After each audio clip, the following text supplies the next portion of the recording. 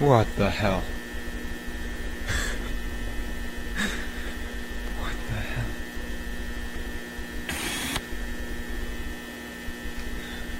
Don't move.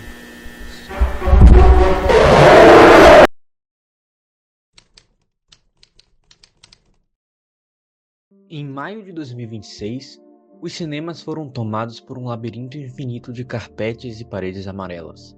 O filme Backrooms, produzido pelo estúdio A24, não está sendo apenas um sucesso, mas um verdadeiro fenômeno, arrecadando impressionantes 118 milhões de dólares globalmente apenas no seu primeiro fim de semana. E o detalhe mais surpreendente, o diretor por trás desse sucesso histórico, Kane Parsons, tem apenas 20 anos de idade. Mas se você foi ao cinema esperando um filme de monstros convencional, com sangue e criaturas saltando da tela a todo momento, provavelmente percebeu que o verdadeiro terror de Backrooms vem de outro lugar. O medo não está naquilo que te persegue nos corredores. O medo são os corredores. É a sensação angustiante de um espaço que parece não ter fim, desprovido de vida, mas que de alguma forma desperta memórias na sua cabeça. Hoje, o Muqueca vai desvendar as origens das Backrooms. Vamos entender como um simples fórum da internet criou uma mitologia sem dono, como um adolescente de 16 anos revolucionou essa história no YouTube e, principalmente, mergulhar na psicologia e na arquitetura para responder: o que é terror liminar?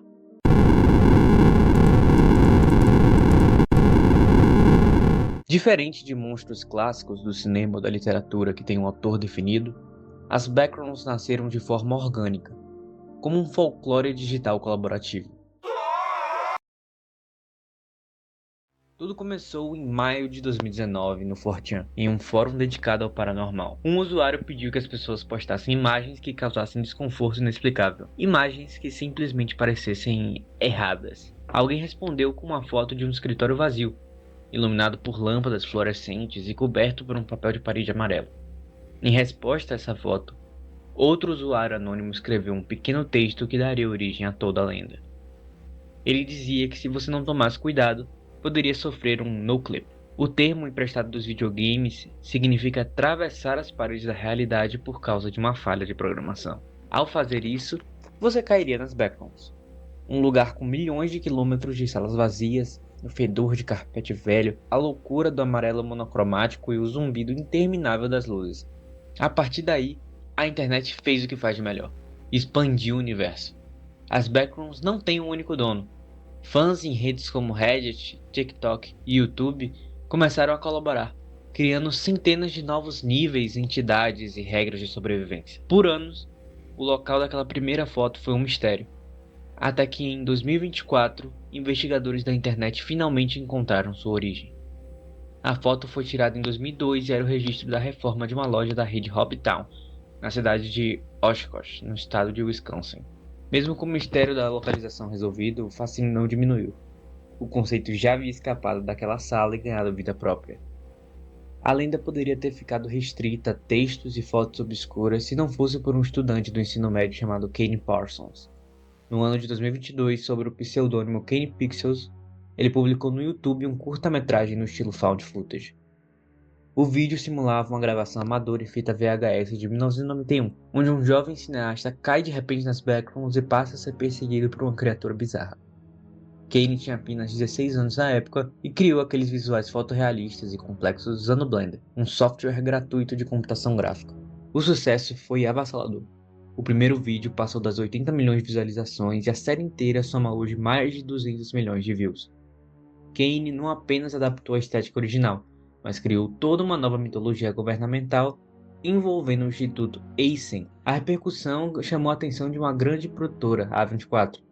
Eles esperaram que ele terminasse o ensino médio e lhe entregaram a cadeira de diretor. O resultado? Um filme com grandes atores, como o indicado ao Oscar Chiwetel Ejiofor e a atriz Renate Reinsve. Tanto a lenda original quanto o filme se baseiam em um subgênero que ganhou muita força na última década: o terror liminar. Mas o que exatamente significa essa palavra?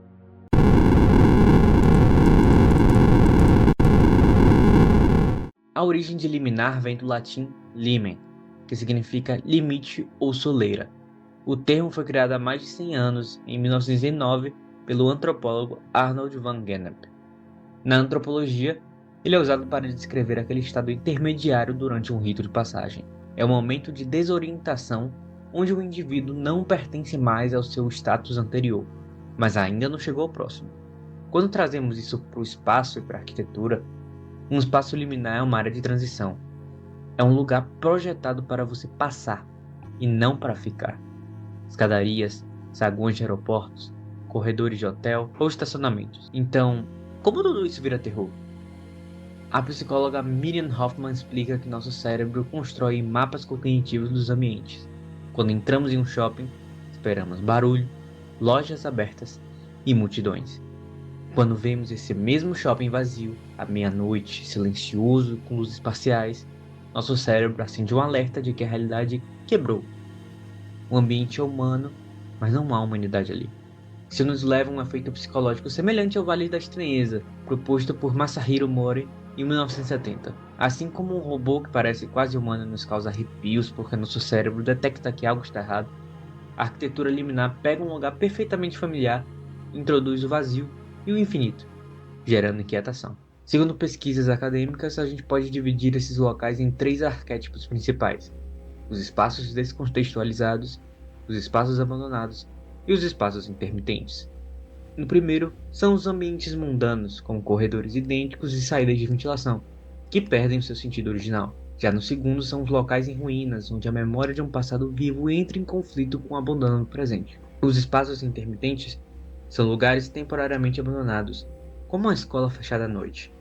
O medo vem de ocupar um lugar onde você claramente não deveria estar naquele momento. As backrooms dominam a primeira categoria. Elas pegam aquele design funcional e quase opressor dos escritórios e os esticam até o infinito. O terror liminar dispensa o monstro com dentes afiados, porque o ambiente é seu próprio algoz.